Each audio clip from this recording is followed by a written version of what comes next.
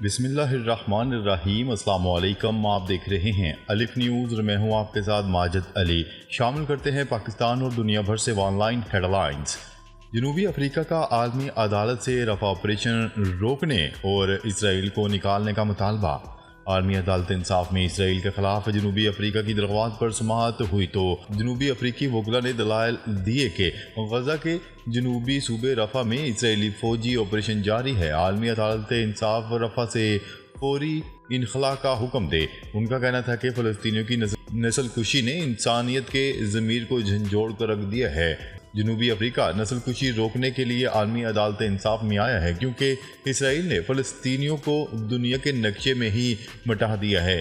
حیران ہے دنیا اب تک اسرائیل کو روکنے کے لیے کچھ بھی نہیں کر سکی۔ بائیڈن اور ڈونلڈ ٹرمپ صدارتی مباحثے کے لیے مکمل تیار، پہلے مباحثے کی دعوت قبول کر لی۔ موجودہ صدر اور ڈیموکریٹک صدارتی امیدوار جو بائیڈن اور سابق امریکی صدر ڈونلڈ ٹرمپ نے اپنے پہلے صدارتی مباحثے کی دعوت قبول کر لی۔ امریکی میڈیا کے مطابق امریکہ میں پہلا صدارتی مباحثہ 23 جون کو ہوگا۔ موجودہ ڈیموکریٹک صدر جو بائیڈن کا ریپبلکن حریف ڈونلڈ ٹرمپ سے آمنا سامنا ہوگا۔ میڈیا رپورٹ کے مطابق دونوں رہنماؤں نے مباحثے کی دعوت قبول کر لی ہے اور دونوں امیدواروں کے درمیان دوسرا مباحثہ 10 ستمبر کو ہوگا۔ روسی صدر 6 ماہ میں دوسری بار چین کے دورے پر پہنچ گئے۔ روس کے صدر ولادیمیر پوٹن اپنے چینی ہم منصب شی جن پنگ کی دعوت پر چین کے دورے پر پہنچ گئے۔ رواں برس مارچ میں 5ویں بار صدر منتخب ہونے کے بعد یہ ان کا بیرون ملک کا پہلا دورہ ہے۔ عالمی خبرساں ادارے کی رپورٹ کے مطابق روسی صدر ولادیمیر پوٹن کا چینی صدر شی جن پنگ نے پرتپاک استقبال کیا۔ دونوں ممالک کے ترانے بجائے گئے۔ Great hall of the people کے باہر ایک شاندار استقبالیہ تقریب بھی رکھی گئی۔ غزہ پر فوجی حکمرانی کا خواب اسرائیلی کابینہ میں پھوٹ پڑ گئی۔ اسرائیلی فوج کے غزہ میں طویل المدتی قیام اور حکمرانی پر وزیر اعظم نیتن یاہو اور وزیر دفاع کے درمیان شدید اختلافات سامنے آ گئے۔ عالمی خبرساں ادارے کی رپورٹ کے مطابق اسرائیلی وزیر دفاع کا کہنا ہے کہ ہمیں غزہ میں حماس کی حکمرانی کو بڑی فوجی کارروائی کے ذریعے خاتمہ کرنا چاہیے اور حماس کی جگہ کسی دوسری حکومت کے قیام کی کوشش کرنا چاہیے۔ وزیر دفاع نے مزید کہا کہ غزہ کے لیے 2 آپشنز ہیں، یا تو حماس کی حکومت قائم رہے یا غزہ میں اسرائیلی فوجی حکمرانی، لیکن میں فوجی حکمرانی کی مخالفت کروں گا اور وزیر اعظم نیتن یاہو سے اس منصوبے کو ختم کرنے پر زور ڈالوں گا۔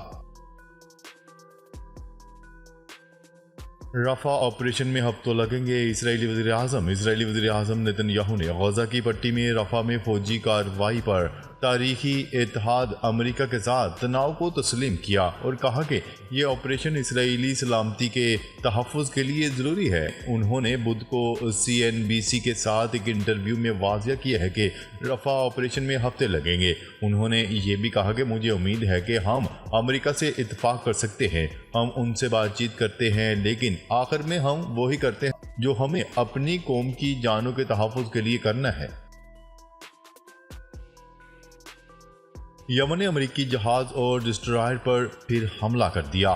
یمن کی مسلح افواج کے ترجمان بریگیڈیئر جنرل یحییٰ ساریہ نے بدھ کو بحیرہ عرب میں صہیونی مخالف اپنے نئے اور کامیاب آپریشن کی اطلاع دی ہے۔ فارس نیوز کی رپورٹ کے مطابق یمن کی مسلح افواج کے ترجمان نے بتایا کہ مقبوضہ فلسطین کی بندرگاہوں کی طرف جانے والے بحری جہاز کو روکنے کے مقصد کے تحت بحیرہ احمر میں امریکی ڈسٹرائر میسن اور ڈیسٹنی نامی جہاز کو نشانہ بنایا گیا۔ کوئی بھی مغربی ہتھیار زیلنسکی کو بچا نہیں سکتا۔ روسی وزارت خارجہ کی ترجمان ماریا زاخراوا نے کہا ہے کہ مغربی ممالک کی طرف سے یوکرین کو ہتھیاروں کا بھیجا جانا ماسکو کے سامنے یوکرین کی شکست کو نہیں روک سکتا۔ فارس نیوز کی رپورٹ کے مطابق روسی فیڈریشن کی وزارت خارجہ کی ترجمان ماریا زاخراوا کا کہنا تھا کہ کوئی بھی مغربی ہتھیار یوکرین کے ولادیمیر زیلنسکی کی مجرمانہ حکومت کو گرنے سے نہیں بچا سکتا۔ ایک پریس کانفرنس کے دوران ماریا زاخراوا نے واضح کیا ہے کہ یوکرین کو فراہم کیے جانے والے تمام فوجی سازوسامان کو روس تباہ کر دے گا۔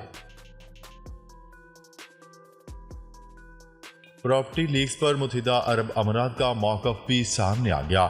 متحدہ عرب امارات کی حکومت حال ہی میں غیر ملکیوں کے ہاتھوں خریدی جانے والی املاک سے متعلق رپورٹس کو بے بنیاد قرار دیتے ہوئے کہا ہے کہ عالمی مالیاتی نظام کے طے کردہ معیارات کا پورا خیال رکھتے ہیں۔ حکومت اس امر کے لیے کوشاں رہتی ہے کہ شفافیت بھی برقرار رہے اور تمام قانونی تقاضے بھی پورے کیے جاتے رہیں۔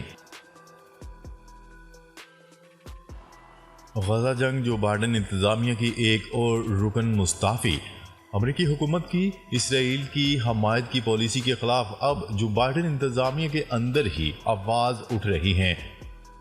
فلسطینیوں کی نسل کشی پر تلے اسرائیل کا ساتھ دینے پر جو بائیڈن انتظامیہ کے ایک اور رکن نے استعفیٰ دے دیا۔ امریکی رپورٹس کے مطابق امریکہ میں ہونے والے ایک احتجاج کے دوران امریکی محکمہ داخلہ میں تعینات چیف آف اسٹاف کی معاون خصوصی نے غزہ کے معاملے پر امریکی پالیسیوں پر احتجاجاً استعفیٰ دے دیا۔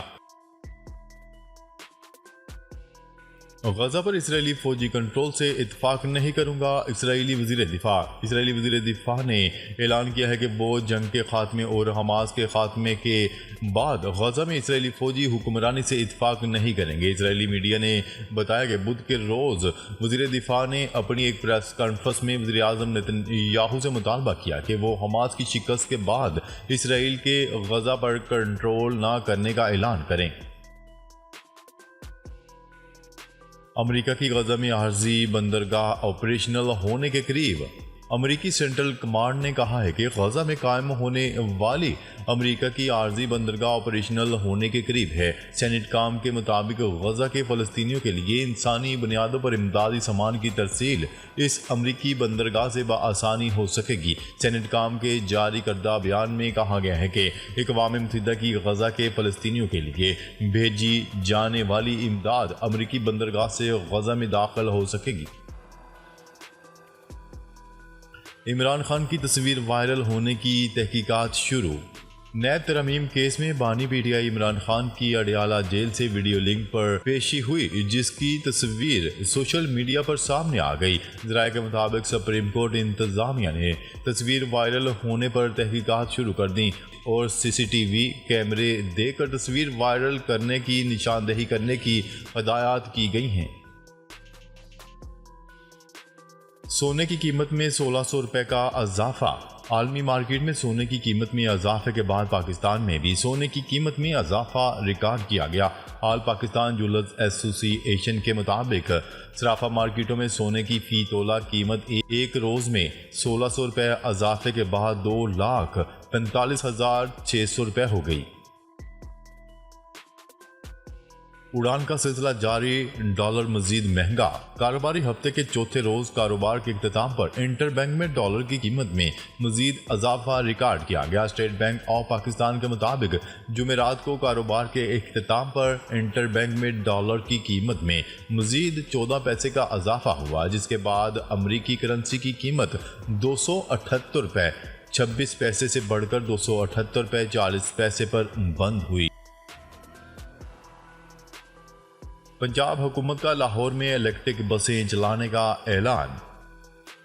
صوبائی وزیر ٹرانسپورٹ بلال اکبر نے پنجاب اسمبلی اجلاس میں اظہار خیال کرتے ہوئے کہا کہ لاہور میں جلد ہی الیکٹرک بسیں چلانے جا رہے ہیں۔ نومبر دسمبر میں 27 الیکٹرک بسیں سڑکوں پر ہوں گی۔ اس کے علاوہ مختلف اضلاع میں دیگر ہائیبرڈ بسیں بھی چلائی جائیں گی۔ انہوں نے کہا ہے کہ مسافروں کو 200 سے زائد اسپیڈو بسوں کی سبسڈی دی جا رہی ہے۔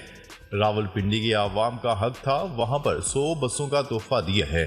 ناظرین، اب تک کے لیے اتنا ہی۔ مزید خبریں لے کر بہت جلد آپ کی خدمت میں حاضر ہوں گے۔ تب تک کے لیے اپنا خیال رکھیے گا۔ اللہ نگہبان۔